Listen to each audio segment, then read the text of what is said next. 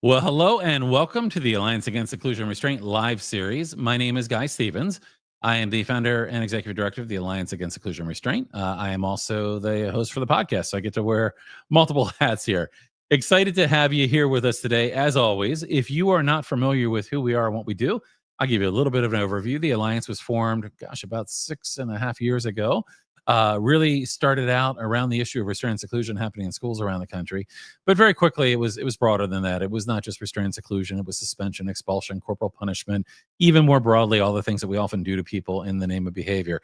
The Alliance is really advocating to end punitive and exclusionary discipline practices and outdated behavior management, and really trying to end the school to prison pipeline and ensure better outcomes, not only for children, but also for teachers, for staff, for families, and the community. We are excited to have you here with us today. And of course, we have another great program in store for you today. I've got two guests today joining us for a presentation. We've got Stacy Badon and Torrin Kearns, and they will be joining me here in just a moment. But before I get there, I have a couple of announcements that I want to share with you and a few exciting things to talk about before we actually get to our main presentation. So I'm going to just share with you, and let me bring this up here on my screen. I just want to mention to you a couple of things. First, if you go to our website, one of the things that we're encouraging people to do is support our work. And one of the ways that you can support our work is by becoming a member. And if you go to our website and you go underneath the Take Action tab, there's an option to join the Alliance. And if you come to join the Alliance, it brings you to information about how you can become a member and join the Alliance. And we're a very, very small nonprofit. This helps to support the work that we're trying to do. And there's all sorts of levels here that you can support our work, starting at just $5 a month. And that small contribution can make a big difference in helping us to do our work. But what I wanted to share with you is that if you do that and you become a supporter or advocate or guardian or whatever it may be, I'll send you out a little special packet. And in that little special packet, I will include some of our new 5 principal stickers. I've been sending those out quite frequently lately to some of our existing and new members, and it's a nice little surprise to get in your mail. So if you're able to, think about supporting our work, really appreciate that, and it's important for us to be able to do what we're doing. Also, one other quick announcement I wanted to share with you. We have launched a new course on our learning management platform. We have a number of courses now that we're offering. You can also get the conference replays from the Beyond Behaviorism Conference, as well as our Supporting All Brains Conference. The new course is about universal design. It's called Applying Universal Design to Create Inclusive Classroom Spaces. It is actually led, it is a virtual course. It's being led by Courtney Hart, who is a volunteer here at the Alliance, has been supporting our work for a long time, and really great opportunity. If you go to learning.endseclusion.org, you can find out all about this course and the other courses that we are offering. And we also have a special discount code. If I can find that, I'll share that with you, because we have I think a 25% off discount code right now that I shared the other day. So with that, let me go ahead and make my screen go away and come back here. I want to introduce to you our guests. So I'm going to go ahead and bring our guest up on the stage here with me. And I'm going to give you a brief introduction and tell you a little bit about who they are. And before I do that, I just want to say, if you are right now watching us live, wherever you might be, let us know who you are and where you are. It's always fun to see who's joining us, where you're joining us from. I know we get people from all over the world that'll jump on, and it's fun to see where people are joining us from. So let us know in the chat who you are and where you're joining us from. And with that, let me go ahead and tell you about Stacy Badon and Torrin Kearns. Really excited to have them both joining us today. Stacy and Torrin co-host a podcast that seeks to dispel misconception and fears around everything autism. Stacy is a autism education specialist, sensory enrichment therapist, and parent coach with previous experience as a speech therapist and early intervention teacher for public schools. She has 20 plus years of professional experience supporting families in the autism community, as well as global experience volunteering with nonprofit organizations. Torrin is an autistic screenwriter, blogger, neurodiversity advocate, and joins Stacy on their podcast, where each episode they take a deep dive into different autism-related topics in a quest to provide answers, skills, strategies for parents, caregivers, teachers, and therapists and really, really fantastic, opportunity, and encourage you to check out their podcast. And Courtney has been kind enough to put the link there on the screen so you can check it out. But to start where we're going to start here and say, Stacy and Torrin, welcome, and thank you both for joining me here today. Thank you for having us again. Is my audio good? All good? Audio sounds great. Sound great, Stacy. Guy, thank you for having us on. We really appreciate it. Absolutely. Great to have you both here. And of course, you both joined us for the Beyond Behaviorism conference as well, which was a really fantastic opportunity. I enjoyed the 2-day event quite a bit. And good. I was really happy to have you present and join us for that presentation. So you've got a presentation for us today, and we're going to be talking a little bit about your presentation. What we're gonna do is start off by letting you go through your presentation. I'm going to disappear off into the background while you do that. And I will be here, though. So if you need something, all you have to do is say my name, and kind of I'll pop up and help if there's any issues or any problems. But you'll go through the presentation. And when you're done, we'll pause and we'll take some questions and have some discussion. I'm really excited to have you here presenting, and really excited to have the presentation. So that's our plan. And again, if you're watching live, let us know in the chat who you are and where you're from. And I see that Paige has just jumped on and said from Chicago. So great to have you here, Paige. And I'm sure we have others that will be jumping on and saying hello as well. But please let us know who you are. So, Stacy, what I'm going to do is I'm going to bring your presentation up. Shifting the narrative starts with parent empowerment. Yes. And at this point, everyone can see you, Torrin, and myself, and your presentation. I'm going to go away, though, and they'll just see the two of you in your presentation. No. That's right. That's right. Yeah. And I'll let you take it away. And all right. Is there anything you need from me before we get started? I can't believe you guys are actually giving me the mic again. It's dangerous to give Stacy the mic. I'm excited. I've had a chance to get to know you a bit over the time that you've been involved in the Alliance and involved in book studies and all of that, and love you both and what you do and the work that you're doing. I think it's really important. So it is our privilege to have you both here with us today. And I'll just share, we had one more comment here as you're getting started. Kids master skills, neurodiversity affirming support. This is wonderful, watching and grateful to all of you. So with that, and Stacy, as I recall, you are right now in Mexico and Torrin, New Jersey, am I right? Jersey City, yeah. Jersey City, okay. So you're joining us from different places across the world here. So I'm going to go away and let you take it away. But if you need anything, just say my name and I'll reappear. All right. All right. So I just want to say thanks to everyone who is listening live, and those of you who are listening to the replay, and those of you who are listening to the replay with other parents so they can become empowered as well. I'm assuming that you're going to do that. And I'm so glad that Torrin is here to do this presentation, but also answer questions from his perspective. Torrin is not a parent. He says that all the time, but Torrin is an amazing individual who just happens to be autistic as well, and many other things that I love about him. But one of the things that Torrin and I both feel very strongly about is parents becoming empowered. And before I sort of go into my presentation, I like to give folks who may not know me, if you haven't heard me on the mic before, I grab a lot of mics around the globe, but I started this sort of, I didn't start this as a mission in terms of shifting the narrative and everything autism. What happened was 8 years ago, I was talking to parents, and then I realized no one was telling parents anything about autism.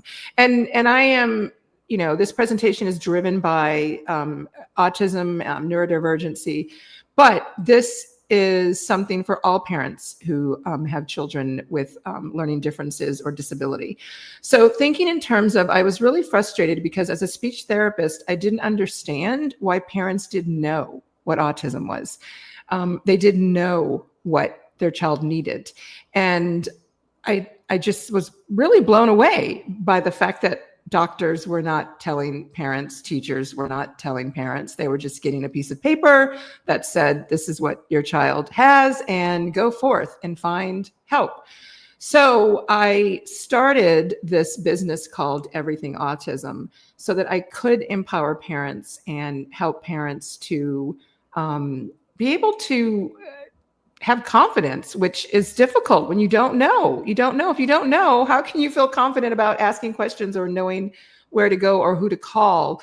And then fast forward, since then I met Torrin, and Torrin decided we should do a podcast. And so we decided it would be around shifting the narrative. And one of the things that Torrin and I talk about often is the fact that shifting the narrative can be done, not 100%, because human beings are human beings, but shifting the narrative in adults, in teachers, in therapists, in folks who are sort of in the game is difficult, but can be done. So we both talk often about when we start with the parents, it's so much easier because parents then have this sort of domino effect of the narrative shifting with those that are around them. So that's what I wanted to talk about. And why is this topic so important? And so before I kind of read these questions, Torrin, do you want to give your insight as to why it's important? Because Torrin is not a parent, but Torrin has a role of mentoring students. He mentors my students. He has mentored in New York. So from your perspective, Torrin, when you think about parent empowerment, why do you think it's important? Well, or share with our listeners. First, there's the obvious reasons of helping parents be able to help their kids the most.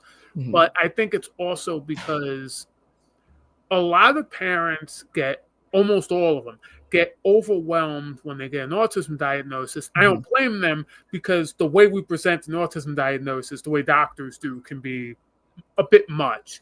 And if you don't have like a deep background of autism knowledge coming in, which most people don't, because why would you? It can be a lot. And I think that empowerment is important because we can help parents be able to parse out the good information from the bad, the stuff they need to know, the stuff they can put aside, the stuff they can apply to their kids. And that's super important, because when parents don't feel empowered, they're more likely to get that bad advice, to get the bad advice from teachers, from administrators, sometimes from families, a lot of times from the medical establishment. And bad advice, bad knowledge about autism, which is very prevalent, we're seeing it all levels of society, can be dangerous to both parents and autistic children themselves. Yes. Definitely. Thank you, Torrin. I love the way Torrin presents his perspective with such brilliance. I just wanted to say that. So when I am asked this question, people often say to me, why are you focusing on parents? Why is parent empowerment important? Why do parents need your services?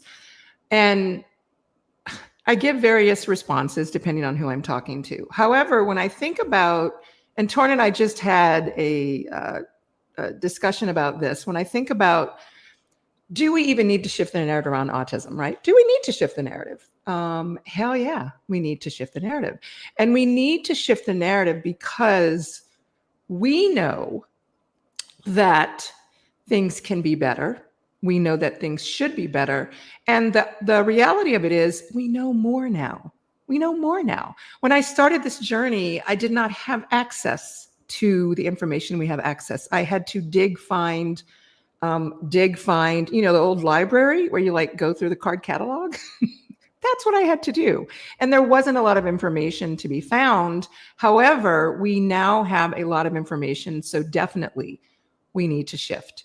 We know more, we know better, we need to do better. The other part is, do parents need to be empowered? I had, I will call it a debate with an individual who felt like I should not be empowering parents. I've had schools who have literally told husbands to tell their wives not to talk to me anymore because they do not feel that parents should be empowered. Let the professionals take care of it. And of course, I have to breathe through that. So when I think about this topic of, do we need to shift the narrative and do parents really need to become empowered? Yes, yes, yes, yes. And because Torrin and I believe in this so strongly, we are going to tell you why and how. All right. So empowerment.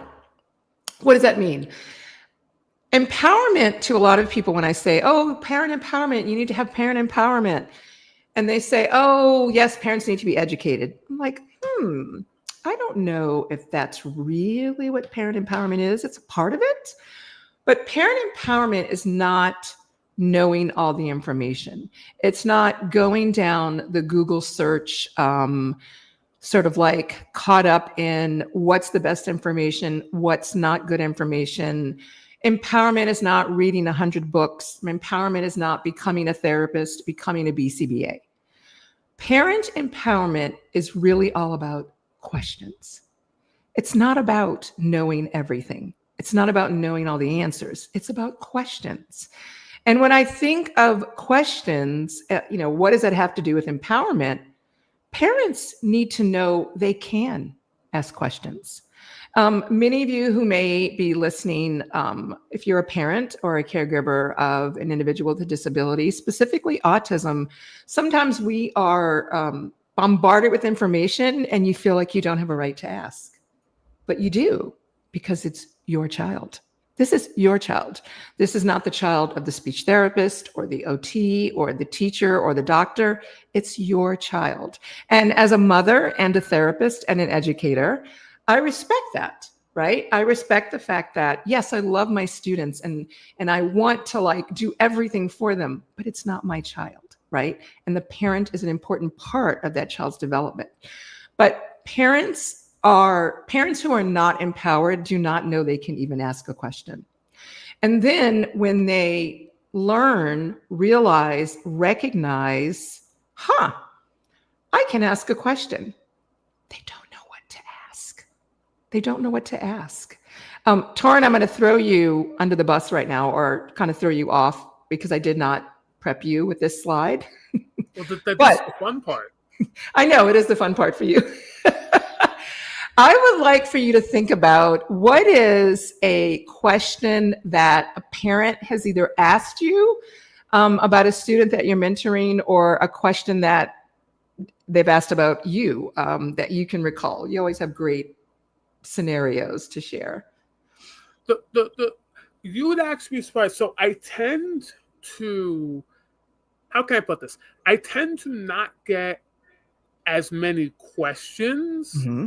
And I get a lot more statements, which might be a symptom of how parents are told about autism. Mm-hmm. So I get a lot of statements such as, there's the classic, there's no way you're autistic, mm-hmm. or wait, you're really autistic, which I guess counts as a question, but really it's a statement. Mm-hmm. I get a lot of statements of, my kid isn't like you, even though their kid is 5 years old and I'm in my early 30s. Mm-hmm.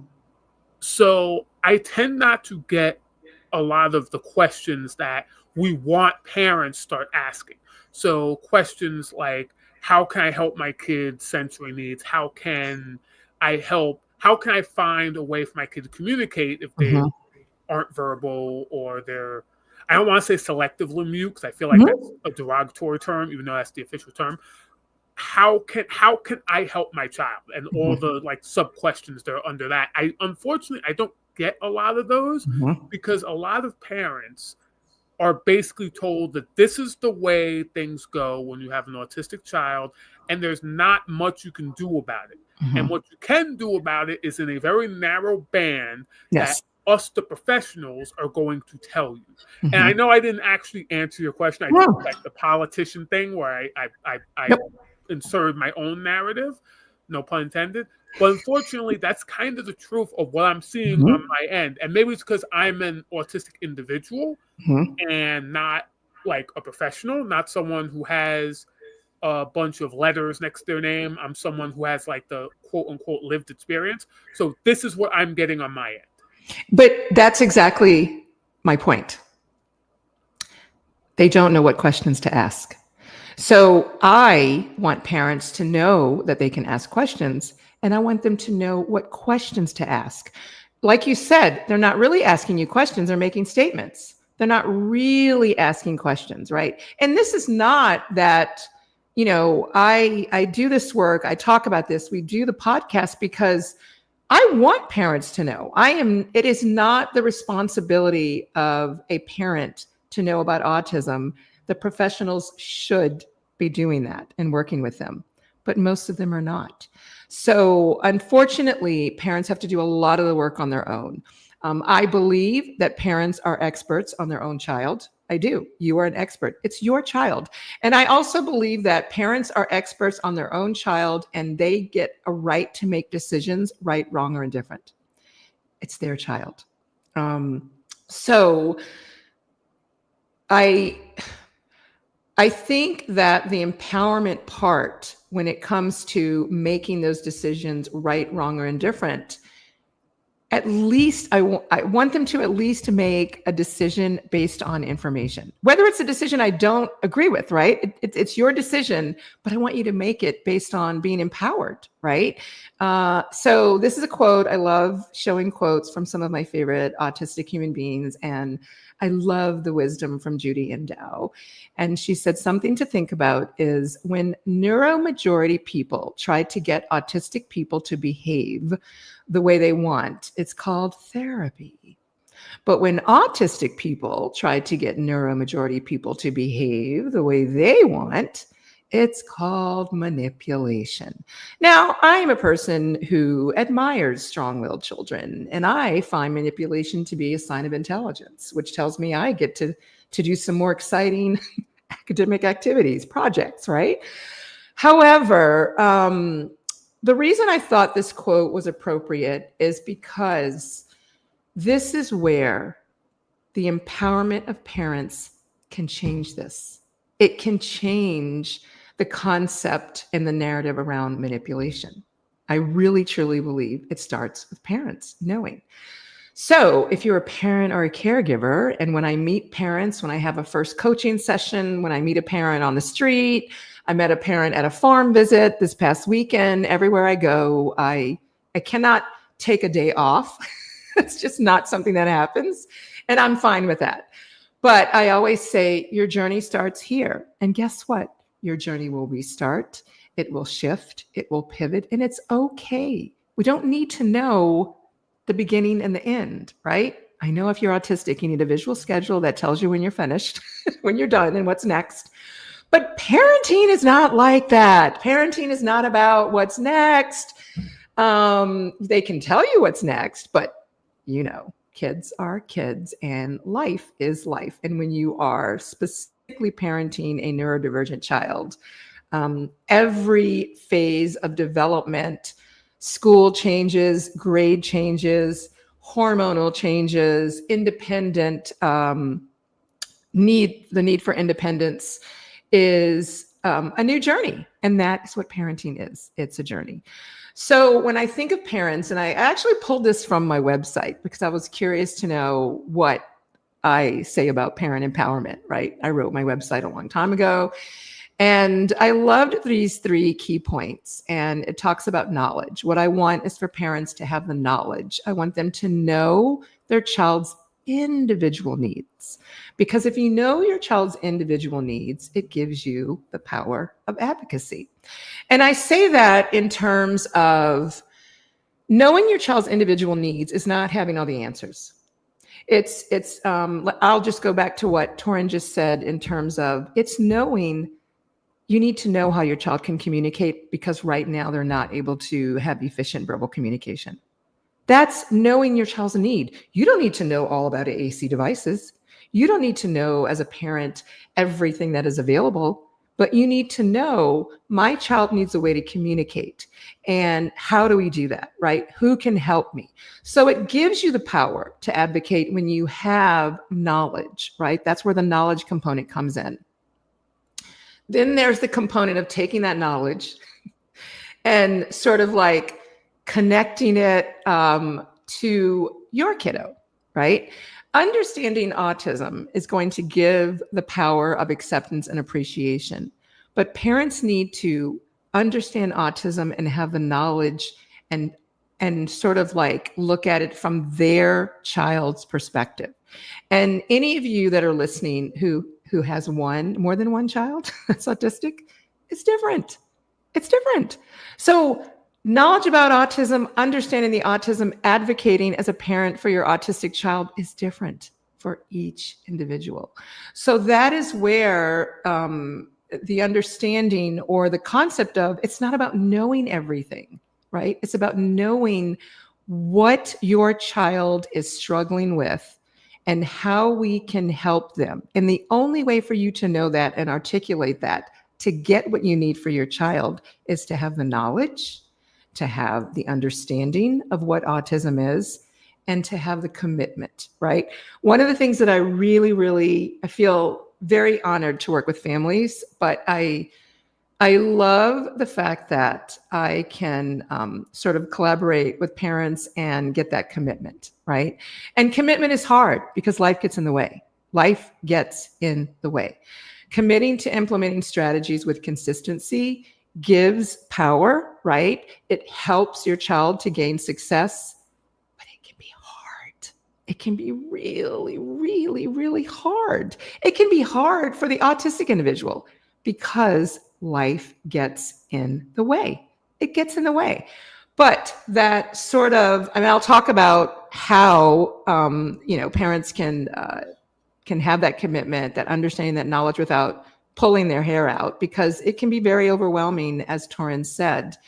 And Torrin and I do the podcast because we truly believe that if we build a community together, we can shift the narrative around everything autism, but we have to talk about it. And we have to talk about it in a way that people can hear what we're saying. And I am a firm believer, and Torrin's heard this story several times.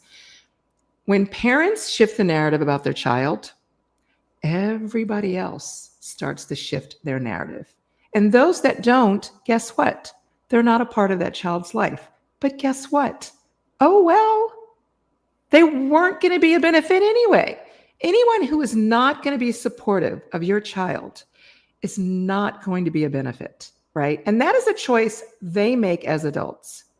You give them the information. I'm going to show you how to do that. They choose not to participate. We have to make difficult decisions.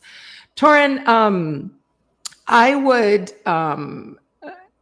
like to pause and give you an opportunity to share your perspective on this mission for shifting the narrative and why we think it's so important to work with parents. Well, first off, I just want to say, I'm glad I have you to say that sometimes parents need to separate themselves from individuals that aren't beneficial to them or their child, because if it came from me as a non-parent, I just sound like I'm being a curmudgeon. So I just want to say thank you for that. Like you can say things that I'm thinking but can't say. On a serious note, it's incredibly important because, as we've both mentioned a couple times, I'm not a parent, but I have seen it from the other side as an autistic child. I was raised by a single father who was probably autistic himself. We lived in low-income housing. I'm in my early 30s. I was diagnosed the year 2000. So resources, between all of those things, resources were very limited. And the information on autism, at the time I was diagnosed with Asperger's, that's no longer a disorder, just wasn't really there. And what little was there was just books written with really fancy words. I read a lot of those books as kids. My dad read all those books, just explaining all the things I would never be able to do. That's how these books were written. It would say kids with autism can't do this, can't do that, can't do that, like in these definitive statements. And that's what it was like growing up back then, being on the spectrum. Especially if you came from less privileged means, you didn't have a lot of opportunities. So I wish that there was someone like Stacy who was in my part of the world and we had the connectivity we have now to help people like my father, who just did not have much information. As a result, did not do as well as maybe I would have liked, Mhm. or I'm being very politically correct here, or Stacy would have liked to see parents do. In layman's terms, I know what it's like to have bad parenting. I know the psychological damage it causes. I know the sort of hole that puts autistic individuals in. I've seen kids who I work with, and I've seen their parents who aren't empowered, who don't want to be empowered, and it breaks my heart because I understand like those kids have an uphill battle. Anyone who's worked with children in general knows what I'm talking about. You can look at certain parents, certain kids, and go, "Yeah, that's going to be a rough one." So it's so important to do what Stacy is doing, and what I try to help Stacy do, because I don't want other autistic kids to end up like me and end up like some of the kids that I had to work with. So that's why I sign on for this, and that's why it's so important for me, because of that, and because there are better ways. Good things are possible. We have so much more knowledge now than we did 20 years ago, 15 years ago, even 10 years ago. Good things are possible. Thank you, Torrin. Thank you so much for sharing that. Torrin, you said something that resonated with me in terms of, I wish that there would have been someone like Stacy to come to support my parents. And then, I had bad parenting, and I'm thinking, your perspective as the child is my parents didn't parent me very well. And my perspective as a parent coach is nobody told your parents what to do. Nobody told them what to do. All right, I'm moving on. And what was being told was just bad. Unfortunately, that's still a thing. That's one of the things we're fighting against. I know. We are, and the Alliance is doing a great job at that. So fast forward to Torrin's journey and my journey, which, is going to take more than an hour. However, I'm going to give full transparency about We did warn you not to give Stacy the mic. We warned Guy, so it was known ahead of time. So this presentation has changed drastically in the last 24 hours, because as I was doing the PowerPoint, I ended up creating something for parents. So thank you, Alliance, for having us on. And because you sort of facilitated me and Torrin thinking about this topic, parents will now have a resource that I hadn't thought about before. So I'm so excited. Never done this before. I don't know what I'm doing, but I have drafted using things that I'm talking about in the presentation, things that I thought about while I was trying to figure out what to say, what not to say, what to talk about, how much time do we have. And this is a resource that will be available very, very soon. So thank you so much. And it's really a matter of, I was thinking about, there's going to be a replay. People can get access to the replay, but then what are they going to do? Because I would love to help every family. I know that every family does not have access to me for several reasons, right? It's not all about distance, or sometimes it's financially or time constraints. So what I decided to do was use the PowerPoint idea for something to help parents. And because I think that it is a journey to become an empowered parent, I wanted to talk about what that journey was before we get into some questions and discussion. So one of the things I said before was the concept of, or the frustration I had with parents don't know. Parents get a diagnosis and they're just walking around clueless, right? Because no one tells them, like literally no one says what autism is. And I'm sure that many of you, have had this experience in terms of, I didn't know because I didn't have anyone with autism in my family, or none of my previous children were autistic. But also it is a matter of people just don't want to talk about it, right? So when parents get a diagnosis, I think it's important for them to know what the diagnosis means. Now, when parents get a diagnosis, the doctor says, oh, the therapist says, whoa. Everybody gives this big gray cloud, right? And in fact, last night, I have to share a story. Last night, I did support group, and a new mom came to the support group, and she has a little one that's 8 years old, autistic. And she said, I just discovered my own autistic identity. And I was like, congratulations. She was like, thank you. Like, that is what I want, right? I want that, not the, oh, I want that. Because for me, when I think of empowering parents, I think of, or parents becoming empowered, getting a diagnosis is like, okay, now I know where to start. I know a direction to go into in terms of this is what it is, right? The diagnosis, I feel, gives a start to the direction, right? And there's many directions to go in, as you can see from this not so beautiful graphic, but it makes sense in my head. What does that mean? So becoming an empowered parent is understanding what a diagnosis means.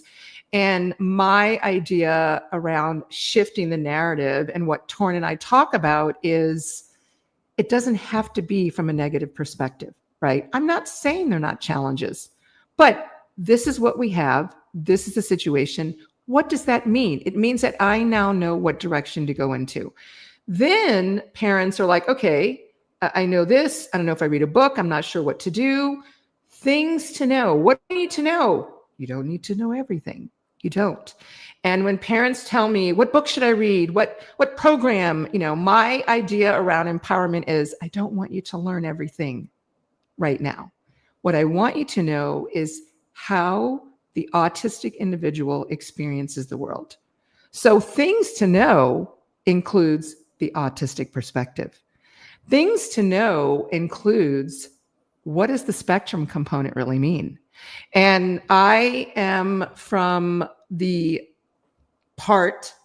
stage in life where we didn't have levels before. I'd like to go back to that because the levels have made things complicated. I understand why, but it gives parents a false sense of hope, and not a false sense of hope. It gives parents a false sense of devastation, actually, because when someone says, "Oh, your child's a level 3," parents are devastated. I would say it depends on the level. Exactly. Hope or devastation. Exactly. That's probably why my brain got like, what? You want to explain that, Torrin? So the I'm sure most of you know the autism. I'm not sure if they have this in like other countries. In America, we have levels, 1, 2, and 3. I'm not super well versed in the levels, mainly because the criteria for the level is completely arbitrary. But level 1 is least severe, level 2 is moderate, level 3 is considered severe. So when a lot of parents have the hope side is when it's level 1. Level 1 roughly corresponds to what we call Asperger's, what we used to, what I had, which basically means like your kid can talk, he just probably doesn't have great social skills. He obsesses over special interests, probably trains. There's a possibility if he gets lucky and has a good support system, he might be able to live a relatively normal life. That's how it's pitched. I'm not saying that. That's how it's pitched. Yeah. Level 2 is basically has a bit higher support needs, might still be able to talk sometimes not, and will definitely need more supports into adulthood, no matter how like lucky they are. And level 3 is what we'd consider severe. So that's what you're seeing all the like meltdown videos on Instagram and that we hate. We have kids banging their heads in the wall and throwing stuff, and moms talking about woe is me. I'm evidently the only person on earth to have an autistic child have a meltdown on me. The bad stuff, the bad. What we call on the podcast, we call the autism in capital letters. That's level 3. Yeah. Now, without going too much into it, the levels are completely arbitrary, and any child can present on pretty much any level depending on the day. If you actually read the definitions, there are massive holes. So the reason they exist is for like insurance and stuff like that. But that's the reason it can range from hope to devastation. Because if your child's diagnosed at level 3, what doctor's basically saying is your kid is screwed. Which is just not true. It's not true. It's based off arbitrary standards, but it's a big part of the process. That's why we're talking about it. Yeah, and it is. And I think for me, it's becoming a bigger part of helping parents understand, because social media just slaughters the level concept. I mean, they just do. So I think I actually disagree, Stacey. I don't think they slaughtered it. The levels are so bad to begin with. I think social media reflects what is wrong with the level system, illustrates it perfectly. That's true. If you know how to interpret it. Yeah, that's a really good point. Thank you, Torrin, for shifting my narrative and my perspective on that. So in terms of the spectrum, as Torrin beautifully laid out, these are the kind of things that parents need to know. They need to understand, right? Your child is not a number. And if a doctor tells you this, I don't think doctors can foresee the future. That's just my perspective. The other thing parents need to know is therapy options. And when I say options, I mean options. And an option could be no therapy needed at all right now, right? That could be an option. But parents don't know that. They're not provided with that information. But once they know that, then they can make choices for their child. And that is part of the journey of becoming empowered. Supports. This is the part I think that I would say parents forget about. I have to remind parents, if you want to be an empowered parent and do what needs to be done so that your child can be who they were supposed to be in this world, you need to address your own physical and emotional needs. You have to. And the reason I say that is because a lot of parents are undiagnosed autistic. And the reason they are struggling with parenting is because they don't know why they're in sensory overload. They don't know they're ADHD or autistic. They don't know, right? They just know they have no patience for their child. They just know they're supposed to do the thing that mommies and daddies do, and they can't, and they don't know why, and then they feel bad. They have to breathe. You have to take care of your emotional and your physical supports as a parent. And doing that doesn't mean you're not prioritizing your child's needs. You can prioritize your child's needs and put something on the side to take care of yourself so that you can go back to their needs. It's kind of like something on the airplane, you put the oxygen mask on yourself before so that you can help your children, like blah, blah, blah, blah. So the concept is around becoming an empowered parent. It's not just about what is autism. It's not just about knowing everything, right? What do I need to do? Where do I need to go? What therapy to sign up? It's also about taking care of yourself and finding the balance. And that leads to telling family and friends. And that is important because you cannot, let me rephrase that. It is very difficult to become an empowered parent alone. A lot of people have to do it, but it's very difficult. So there's a way for you to do it without being alone. There is a way for you to become empowered and actually bring people on your journey with you. That's what I help families do. And that's what I want for families, right? However they're able to do that. If it's not with me, with someone else, or however they go through that journey, because support systems are important. And in order to get the support systems, you got to tell family and friends. Well, that brings us back to number one, right? What do I tell them? I don't know how they're going to feel. Are they going to look at me differently? I don't want to hear the pushback, right? It's a lot. It's a lot. It's a lot. It's a lot. And I always say, you tell them what you know when you know it, because that's really all you can do. And if they keep pushing for more, then you find ways, you get your support system to say, this is what I know. I can't tell you any more, but when I do know more, I will let you know, right? Like we have to, it's almost like you have to learn to advocate for yourself as a parent in order to learn how to advocate for your child. But with that said, when you have that capability, then you're able to ask what you need from them. And so that comes with that journey, right? What is autism, right? What do I need to know about autism? What supports do I need so I can prioritize my child's needs? And how do I tell family and friends what I need from them, right? All of this is a journey, and it's not a journey that parents are supposed to take in 6 months. It's not a journey that parents are supposed to take in the first 2 years. It is a journey that is sort of how do you say that? Like backpacking through Europe, right? You just get your backpack on and you go through and you plan, but there's a couple of detours. The journey is ongoing.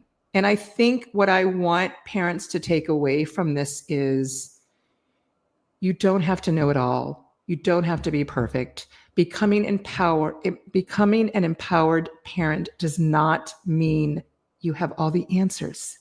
It means that you know what questions to ask. It means you know who to ask the questions of, right? Oh, this person is really good at being creative. I'm going to ask them to make some visuals for me. It means, this person has, I don't know, a swimming pool. I'm going to ask if maybe I can do some sensory activities or bring the occupational therapist over there. Like that is how we build community in order to support the needs of our kiddos and support ourselves as parents. You can't sustain it by yourself. I know it's difficult, but it can be done. It really can be done. And the reason we're doing it is because as parents, we want to be able to advocate. We want people to accept our children. And the only way to do that is to do it and model it yourself. And that's a journey. And sometimes that journey is longer for some parents. Sometimes one parent goes through the journey of acceptance, just like this white line where they're like, boop, acceptance. I will say on the side, and Torrin, maybe you can add to this, in terms of, I find that parents who want to do the direct sort of route of, okay, blah, blah, blah, I want to know, and now I'm here. Those are usually my parents who don't know they're autistic. What's your theory on that? Well, everyone knows, a lot of people know autistic people, a lot of autistic people. We need a lot of, we like to have like structure and we like to know the answer to things. Mm-hmm. I think that's a natural human emotion, but with autistic people, we find it harder to ignore that natural human urge to just want to have certainty.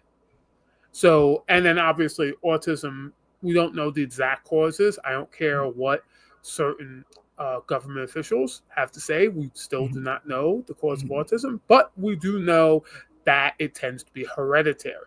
So if someone in your family has it, or multiple individuals in your family have it, your kids likely to have it. So it's also common to see parents who, at least one of them, who are autistic if their kid is.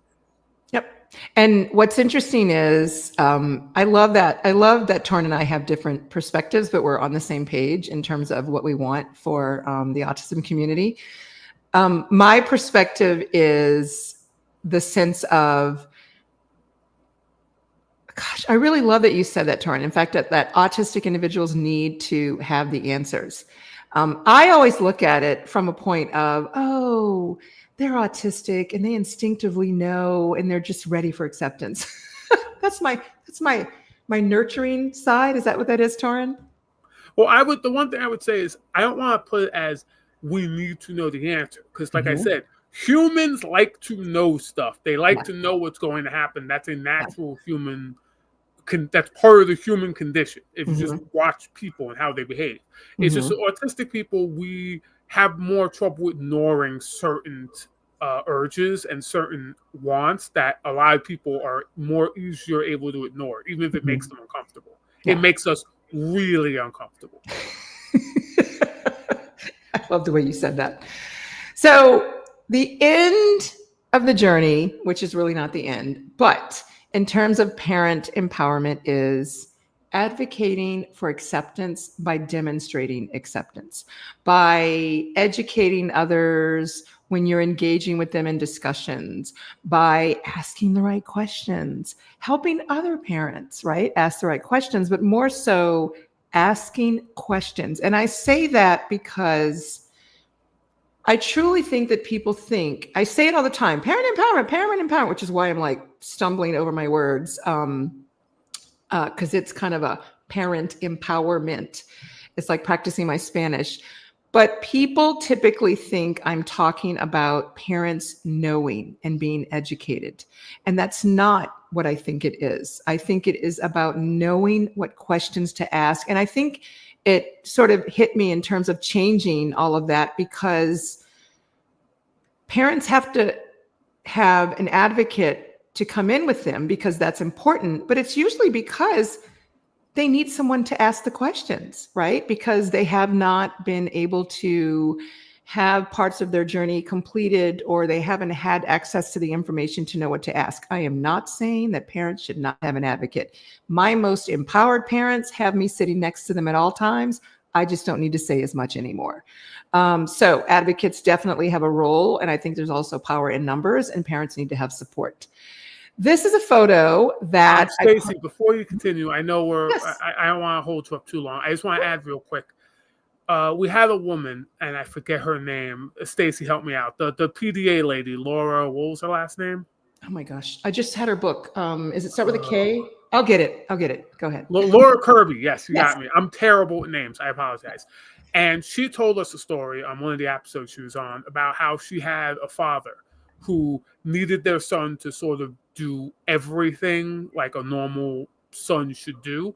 Mhm. And she was able to get him to a point where one day she met with the father, and the father, like through literal gritted teeth, was like, well, I let him just sort of do his own thing, and it was fine. Thank you. Like, that's what acceptance, or at least the start of it, looks like. It's not always going from I refuse to I'm the most enlightened person on earth, especially for dudes. It's a process. And I want to impart that that's what most of that road is going to look like. It's going to be a lot of struggle, a lot of trying to get to that point, and every day you're a little bit closer. That's a victory. That's all I want to say. I'm sorry for holding you up. No, you're not holding me up. We are here together, just like on a mission to talk about why parent empowerment is important, because it is important. I mean, I clearly I think it's important because I talk about it all the time, but I will show you. You've already seen. I'm not really good at like slide presentations of making things beautiful and succinct. However, when parents are on this journey and they get to this part, then it looks like this, right? It looks like this. This is a family. Parent empowerment leads to child-led empowerment, and that leads to family empowerment, which leads to communities becoming empowered. Like, I can't express enough how they're all connected, right? But we just have to start here and just build on it. And I will share very quickly, because I do want to have some times for questions or discussion if anybody has questions. This family is a family that went on the journey of parent empowerment.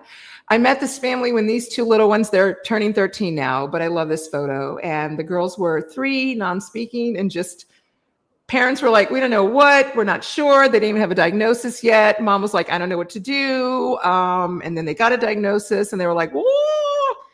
When I tell you the journey, the work they've put in, the conversations we've had, the potty training, 911 calls, right? All of that has led to this picture.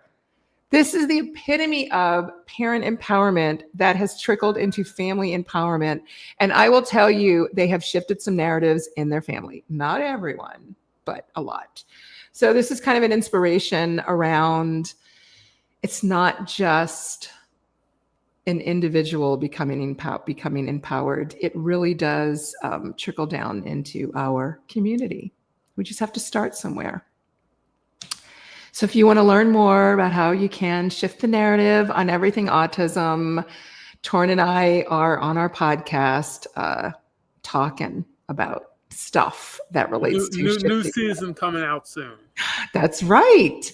Thank you so much, everyone, for listening to me talk about something that is very important. This picture is a photo it's an illustration that was done by a late diagnosed autistic mom of an autistic little girl in the UK. And I saw this on her Instagram and I was like, I have to have that. And then I was like, I have to buy the rights to that. And so I have the original, and this is on my website. It's on our podcast. This is what I want. I want to shift the narrative so that everybody sees this. All play is appropriate. All play is appropriate. And that is something that even parents have to shift around, right? I was talking to one of my moms and she was like, oh, look. He's rolling the car. He's playing with it the way like you're supposed to.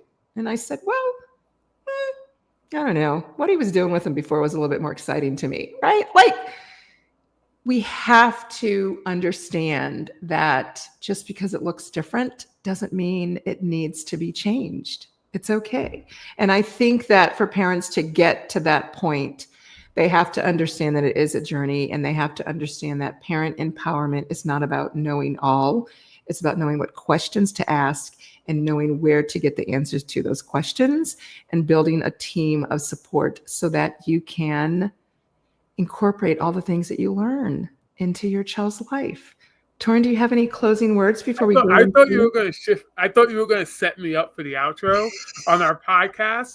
I'll say, Stace, that's why we're shifting the narrative and everything else. So I thought you were going to set me up for that. The last thing I want to say on a serious note is also something to remember is what autism looks like for your child at 5 isn't what it's going to look like at 20 or 30 or 35. I don't look like, if you would have saw me as a kid, you would have thought, okay, this person's a level 2 or on a bad day, even a level 3, since we're using the BS levels again. You would have thought, okay, this kid probably doesn't have a chance. He has a lot of complex support needs. And I still do.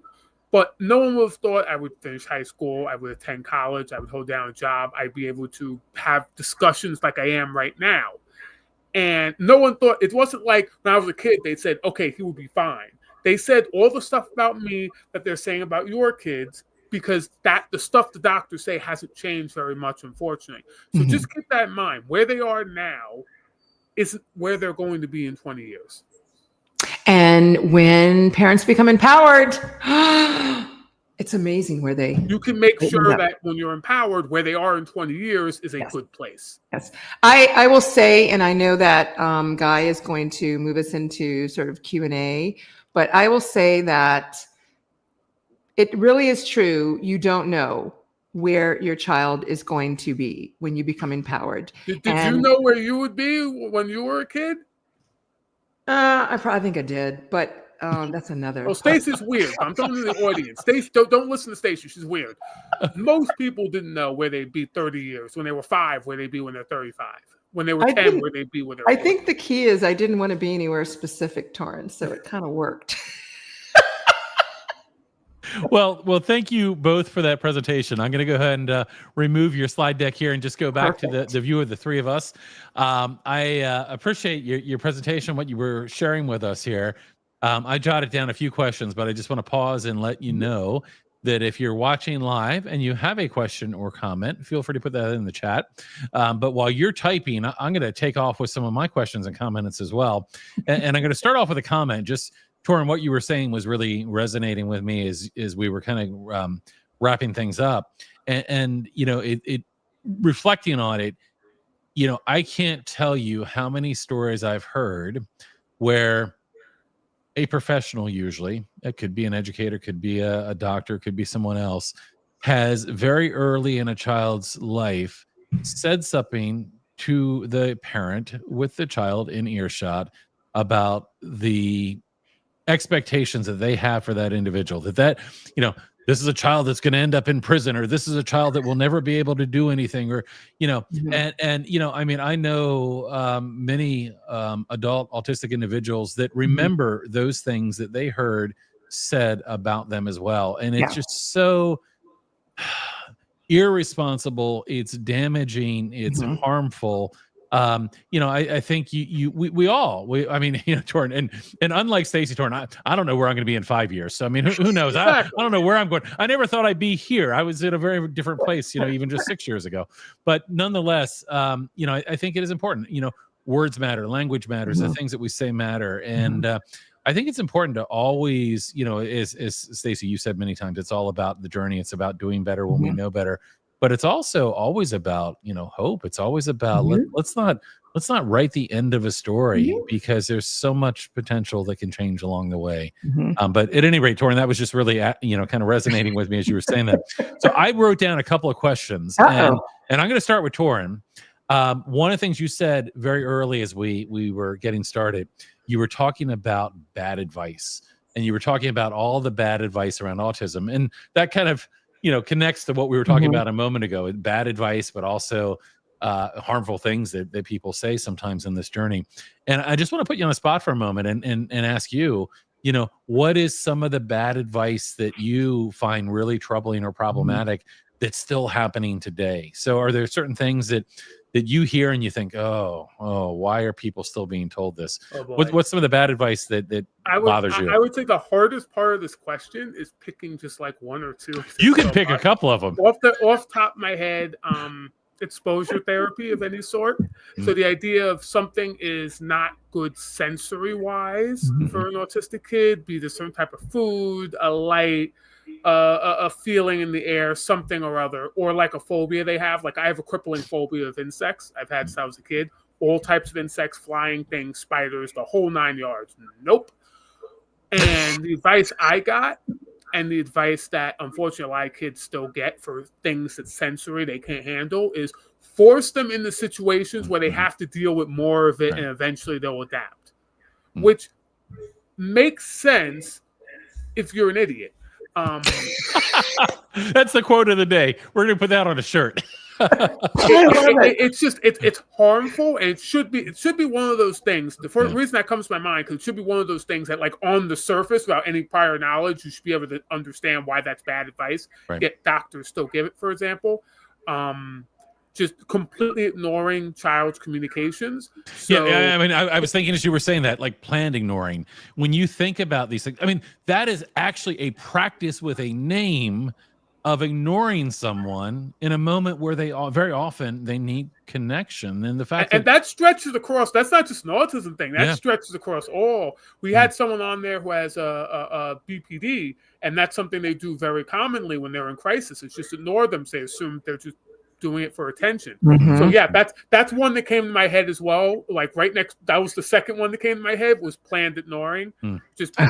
And specifically forcing them, taking away like AAC devices in order to encourage, in quotes, to use verbal communication, which I think is like just abusive and just my gosh. Yeah, there's certainly a lot of bad advice that I've seen, and you've seen probably, around things like AAC, like, oh, well, we don't want to start them with AAC because if we do, blank, whatever the case may be. And I mean, you're right. There's a tremendous amount of bad advice out there that is very prevalent even today. You were talking about in your own story, kind of back to the advice that was available for your father. And it would be nice to think in the years that have passed that we're in a better place, but there is still a lot of really bad advice. So I appreciate you sharing those thoughts. And I'm sure we could have a whole another episode talking about bad advice. That might be a good reason to have you guys back at some point. But it's important, and it's important. And this is why I think Stacy's curiosity is so important, because it's important not to take bad advice on surface value. And if you really begin to think about things, and you said this a minute ago, Torrin, you're like, it doesn't make any sense, right? When you really begin critically thinking about these things, sometimes very quickly they don't make sense. But we will often defer to people in authority, or in some kind of position, without really critically thinking about it. So I think that curiosity is the important piece of this. So I want to transition to a question, Stacy, for you. And I love that you talk about parent empowerment really being all about questions. And, it was making me reflect. I many years ago was doing a training with an individual who, this was kind of in the space of IEPs and IDEA and all of this. And this individual was talking about how when you ask questions, you control the narrative. And that was popping up in my head as you were talking about this curiosity. I'm a huge believer in curiosity to start with. We need to be curious and ask questions rather than making assumptions or taking things, as Torrin was kind of getting at a minute ago, taking things at face value. So I think that's a really important part of this, is that curiosity. So how do you in what you do encourage that? Because I find that, again, and I'll give you my theory here. My theory is that many of us were raised in a compliance-based world where, rather than being curious, we tend to lean into compliance. I'm not a compliance person. And I know how the two of you feel about this as well. But how do you encourage curiosity? Because some people feel like, oh, well, these are the professionals, or they know best. What do you do to encourage that curiosity? So I will say, I think I model asking questions and being curious. Like, seriously, when my parents are with me in a meeting, I model it. And then what's always beautiful for me is when I was saying earlier that I don't have to speak and advocate for this family. I love when I hear my families say something or ask something that I would say. And then when they ask it in a way I would say it, I'm like, wow, my work is done. However, encouraging it to get them to do it. So this is what I do. I model it. I show them demonstrations of how their child is already doing it, and they don't understand that's what they're doing. And that if their child can do it, then they can do it. And when I say children modeling advocacy, that is a child asking to go outside and play with water because they need sensory regulation. That is advocacy, right? So thinking in terms of getting them to be curious, a part of it, Guy, is I have to really get them to know who they are. They have to know who they are in terms of how confident they are to ask a question, and then we can figure out how they can ask it. So for my parents who don't have the verbal to do it, I'm like, okay, let's write an email. We can ask questions with an email. The other is I've given my parents a visual support. I have a visual support of questions, and my parents bring the questions in a notebook and a pen. And like you said, when they start asking questions, they literally are controlling the narrative of that meeting, which is a beautiful thing. I am not saying that the professionals don't have something to offer. Of course. I am saying, parents, it is their child. It is their child. I have worked with parents, outside of autism or whatever, and I don't agree with what they're doing, but it's their child. Right. So, it's helping. I have to really, sometimes I feel like I'm doing counseling, marriage counseling, therapy, because parents need to know who they are in order to be able to move into advocacy and be curious, because that, like you said, they're raised with the compliance. Right. I was raised in a compliance Southern Black home, but I just didn't listen. Well, I believe firmly the world needs good troublemakers, and yes, good troublemakers are the ones that are curious and sometimes not listening. Yes. I was not a bad child. My mother will tell you. I really wasn't. I just, you know what it is, Guy, and I'm going to stop. I know you're going to ask a question because I know I keep making a joke about I'm standing my ground. I am just a person, like you said, I'm curious and I need to know and understand, but also I'm not just going to take your word for it, and I'm going to stand by my convictions. And I think that's the part that's hard for parents, is they don't know how to stand by convictions because they don't want to be ostracized. They don't want to be left out. And so I remind parents that their children need them. And now, Guy, I have to share a story to add the last layer of answering that question. I remember telling a mom once who said to me, I don't have it in me to ask. I don't have it in me to say what my child needs. She said, I just feel like my mother-in-law is going to, and she lived in a culture where mother-in-laws controlled everything. And I said to her, I totally understand that, and I cannot make you be someone that you're not. I said, but what I need you to do now is, you're going to have to prepare for how you're going to tell your child you didn't help them when she was doing that and hugging you. Like, you're going to have an answer for your child as to why you allowed the grandmother to make them eat that food that made them throw up, because the grandmother said, everybody has to do this. And that's the reality, because our children are watching. Right. I don't know why I'm crying, maybe because the world's falling apart, but parents need to know their children are watching what they do. Right. They are. So Yep. Yeah, absolutely. that's my big answer. Yeah, no, I appreciate that. And I appreciate you sharing the story with us as well. Torrin, I'm going to shift to you for a question. You talked about kind of your own story and your dad raising you and not having access to the information that really might have been helpful. And the books at the time, were all just about the things that autistic children couldn't do. So kind of reflecting on all of that, what is it that, you would have wished your father knew then, or what do you wish that, a father or parents of children that you support today, what are the things that you think are really important for them to know? And I know this could be another big list, but give me a couple. What are some of the really important things you want them to know? First things first, the number one thing that I preach all the time is I don't care what the doctors say. I don't care what the teachers say. I don't care how much your kid is struggling right now.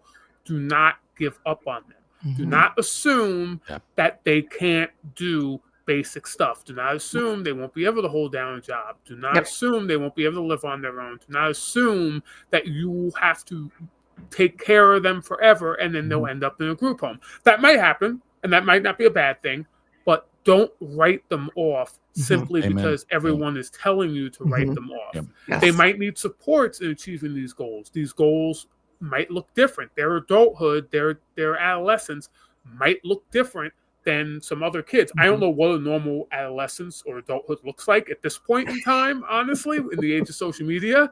But whatever weird concept, it might look different. But do not write them off, because people wrote me off. My dad wrote me off because everyone told him to, and because he's written himself off a long time ago.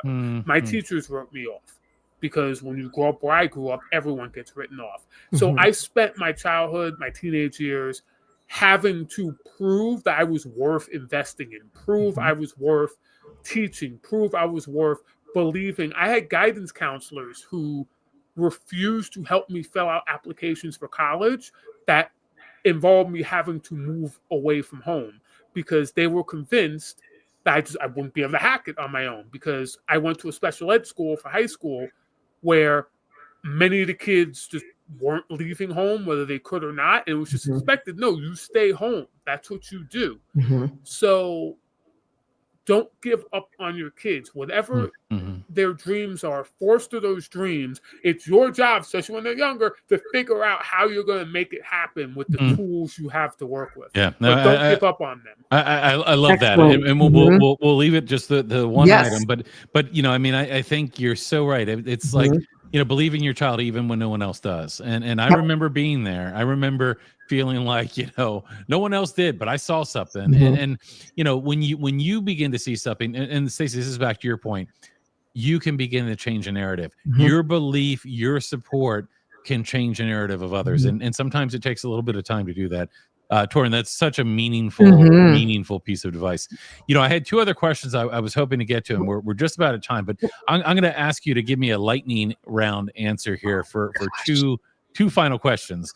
Stacy, the first one to you, and it's back to this idea of, shifting the narrative with others. And one of the things that we often find, it's not just the, professionals and others, but it's often well-meaning and well-intentioned family and friends who sometimes, although their intent may be to help and support, can be providing a lot of bad advice and a lot of judgment, and it can make it really difficult.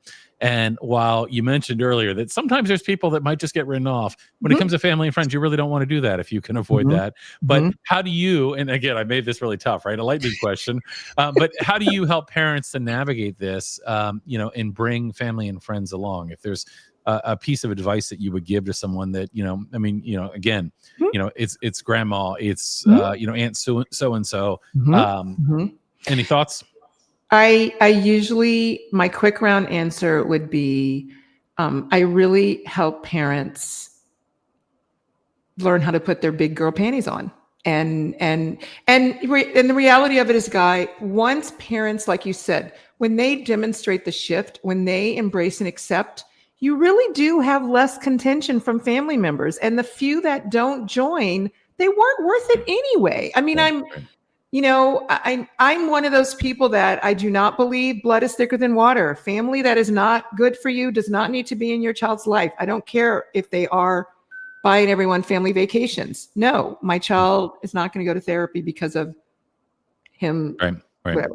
So that's what I really do. I try to help to build the strength. And Guy, when you are empowered, they're good. They're good. They really are good. It makes a difference. I'm going to tell stories in my book about what parents do and how they empower, but it's not so difficult. It's just I appreciate that. doing it. So one final question, Torrin, for you, and we'll make this a lightning round. So many times we talked earlier about the bad advice, right? And many times the primary, if not the only information that a parent might get might be from professionals and experts. And again, not to take away from the value that professionals and experts can bring, but in my mind, and anyone is welcome to disagree with me, but I've often said that the voice of lived experience is probably the most important voice in the room. We can learn a lot by embracing the voice of lived experience. So my question for you is really about how in your experience have you have you been successful in kind of pointing people to hearing the voice of lived experience, and are there resources you've shared with them? Because many times, a parent may not even know where to go. I mean, how would I, and obviously if a parent is working with you, they've already gone a certain amount of distance, right? But what would you say to somebody that doesn't know where to look? I mean, how can they embrace and learn more from lived experience? Well, besides my answer of listen to Shift the Narrative on Everything Autism, I had to. I would say just listen to experience of autistic people, in particular, autistic parents. Fidgets and Fries on Instagram is a good one. On Facebook, Autistic Typing, great one. Not an Autism Mom on Facebook. It's how me and Stacy met. Those are all great resources. The first two are autistic women who are also parents. That's important. Even though I'm not a parent, you want autistic individuals who have kids. In my opinion, those should be the number one people you are listening to. Great. I appreciate that. So we've about reached the end of our time here, and we're actually gone a little bit over, but I'm going to wrap this up here as we're kind of reached the time limit. This has been a great conversation, and really appreciate both of you coming on here, sharing the presentation, sharing the work that you do. Of course, we want to encourage people to go and check out your podcast and become regular listeners over there as well. But want to thank you. A couple of comments I just wanted to highlight here real quickly. And if anybody has any final words, you're welcome to put those in the chat. Andy said, thank you for all the work you do. Marion here from Australia, thank you for this. We tend to have a lot of people that join us from Australia, New Zealand, and all over the world. So appreciate having you here today with it. I know it's bright and early in the morning in Australia, depending on what part you're in.